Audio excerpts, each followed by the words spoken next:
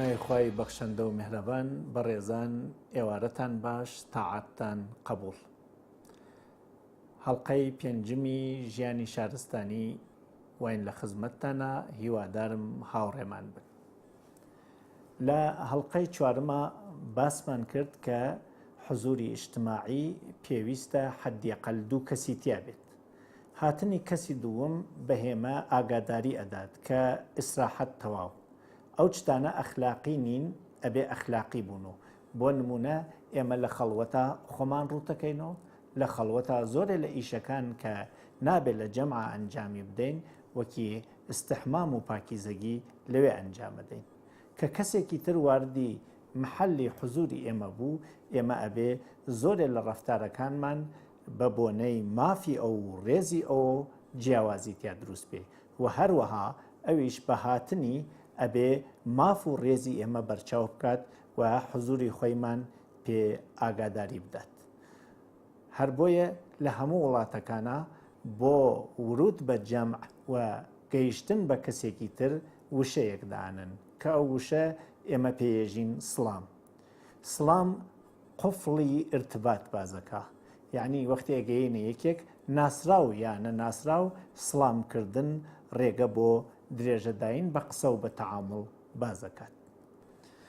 سڵام وەکو وەسیلەیەک بۆ ناساندنی خۆمان و ناساندنی بەرانبەر بەکاردێت، چون هەر بەشەرێک سێ بەشە: بەشێک عەقڵیەسی، بەشێک عەواتف و هەستیەسی و بەشێک ئاکار و ڕەفتاریەسی. ئێمە لە ڕووی ڕەفتار و ئاکاری بەرانبەر بە هەست و بە عەقڵی پەی دەبین. ڕەفتارێکی نامونەزەم و نامحتەرەمانە ڕەفتارێکە پێشێلکەری مافی ئێمەس، وا بۆ ئێمە تەفسیرەکرێت کە بەرانبەر هەستێکی جوان و عەقڵێکی باشی نییە و ڕەنگە بە ئێمە ئاسیبێک و خەتەرێک بگەێنێت.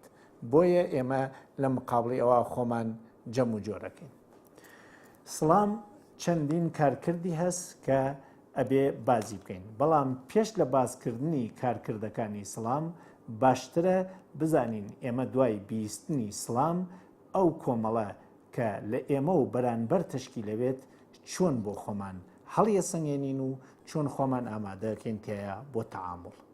دوای بیستنی سڵام لە بەرانبەرێک شێوەی سڵامکردنەکەی، ئەدەبی سڵامکردنەکەی، دەنگی سڵامکردنەکەی و ڕەفتارەکانی لە تەکی سڵامکردنە بۆ ئێمە تەفسیرێک لە موحیت دروستەکە کە موحیتەکە کاتە چوار شکڵ. شکڵی ئەوەڵ موحیتی مخەڕبی ڕەوانە، یا موحیتێکە ڕەوان و دەرونی ئێمە ئەحڕۆژێنێ و ئەیڕوخێنێت. شکڵی دووەم موحیتێکە نائەمنە، نامان ڕوخێنێ، بەڵام دڵڕاوکە و ورتەیەکە خاتە دڵمانەوە کە ئارامشمان لێ ئەسێنێ. موحیتی سێوەم موحیتێکە لە دوای سڵامی بەرانبەر و بینینی ڕەفتار و ئاکاری هەستەکەین ئەم موحیتە بەبوونی ئەو ئەمنە و ئێمە تووشی کێشە ناوینتیایە، بۆیە ئارامشمان زۆر تێک ناچێ. و موحیتی ئاخر لە ڕووی سڵام و ڕەفتار و ئاکاری بەرانبەر هێمەوا هەستەکەین بەبوونی ئەو ئێمە گەشە ئەکەین، بەرزەوین و خۆشحاڵەوین کە بەم موحیتە منێژم موحیتی بێهداشتی ڕەوان. ئەم موحیتانە چەند خاڵی هاوبەشیان هەست کە لە هەر موحیتێکیانە بازێ لە خاڵەکان کەم یا زۆر تەغیرەکەن. خاڵەکان لە موحیتانە یەکەم ئیحترامە. بە هاتنی هەر کەسێک ئێمە چاودێری ئیحتراممانەکەین، بزانین چی لێتێت. دووەم مافی ئێمەس، مافی ئێمە چی پێتێت. سێهەم ئەمنیەتی ئێمەس، ئەمنیەتی خۆمان و متعلقاتمان، چون هەر بەشەرێک فقط جەستە نییە، باوەڕەکانی، ئەرزشەکانی، فەرهەنگی، کولتوری، مناڵی، پێشینیانی و ئایندەگانی ئەوانە بەبوونی ئەم کەسە چیان بەسەر دێت. ئەمە ئەمنیەت. زۆر جێگەیەک ئەمنە، بەڵام ئینسان ئارامشی تیانە. ئارامشی ئێمە چی پێتێت؟ ئێمە حەز بە بوونی شەخصەکەکەین، بە بوونی مرتاحین یا بە بوونی ئەو باوجودێکە ئەحترام و ماف و ئەمنیەتمان تەئمین بووە ئارامشمان ئەمێنێت یا ئارامشمان بە بوونی ئەو تێکەچێت. و ڕشتی ئێمە ئایا ئێمە بەبوونی ئەو ڕشتمان گەشە ئەکات ئەوێسێت یا لە بەینەچێت. لە موحیتی مخربی ڕەوانەوە یەکەمین محیت دەست پێەکەین. بە هاتنی شخصێک و کردەوە و ئاکاری ئێمە هەستێکمان تیاجوڵێت. بە مەساڵێک بدەم. دوو سەیارە یەک کارخانەی توێتە دوو سەیارە دروستەکەن. هەردوویان ئەدرێ بە دەستی دوو دانە ڕانندەوە. یەکێک لە سەیارەکان لە دوو ڕۆتێت تۆزەکات، قاڵەکات، شلوغەکات، هەڕێ هەڵە بشێنێت، مزاحمی خەڵکەوێت، خەڵک لە خەو هەڵەسێنێت. ئێمە وا ئەزانین ئەم سەیارە زۆر بێئەدەبە. ئەو سەیارەکەی تریش ئاهۆن لەسەرخۆ بێ قەپ و قاڵ، بێ تۆز، بێ ئازار دێت و زۆر کاتیش بە داماوانی ڕێگەوبان ڕێگەی چوون و یارمەتی چوون و حەزە حتا سواری چیانەکە و بە مەقسەدی چیانەگەێنی. هێمێژین ئەم سیارەیانە مؤدەبە. نابێ ئاسن بێئەدەب و مؤدەبێ. ڕانندەکانیان جیاوازە. یەکێ لە ڕانندەکان سیارەکەی نائەمن کردووە و یەکێکیان ئەمنیەتدار و محتەرەم. هاتنی کەسێک بە سڵامێک و بە ڕەفتارێکە دەستی پێکات محیتەکەی ئێمەوەکو و سیارە لێکات. محیتی مخربی ڕەوان احترامی ئێمەیتیان نیە و ئەگەر احتراممان بگرن باوەڕمان پێی نییە. محیتی مخربی ڕەوان مافی ئێمە پێشێل دەکات.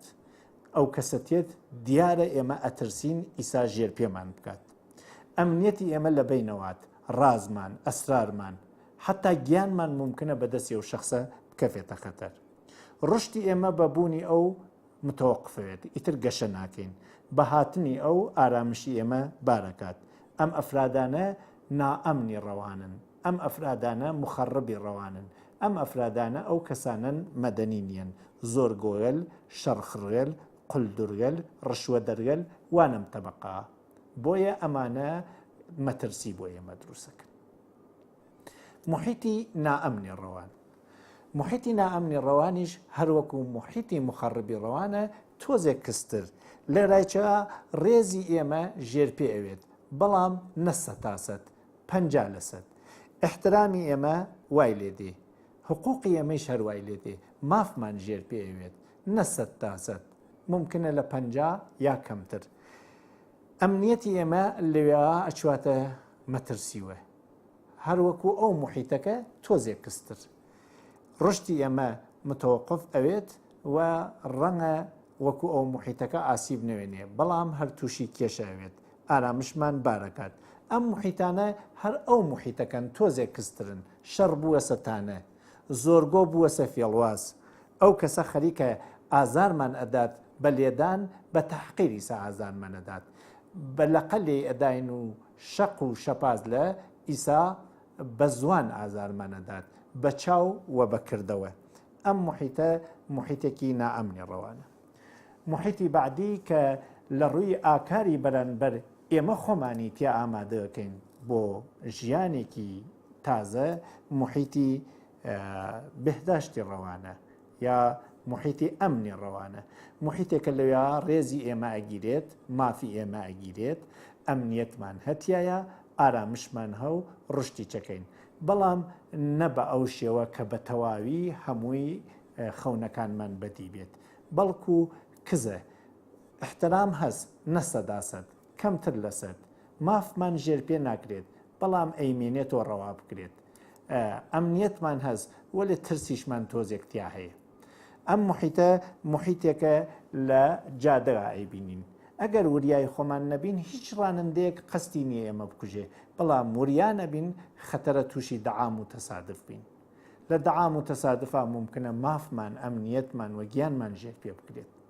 ئەم محیتە محیتی سێوم و محیتی چوارم کە لە ئیجتیماع و لە ڕووی ئاکاری بەرانبەر ئێمە خۆمانی بۆ حازرەکەین، محیتی بەهداشتی ڕەوانە و گەشەی ڕەوان.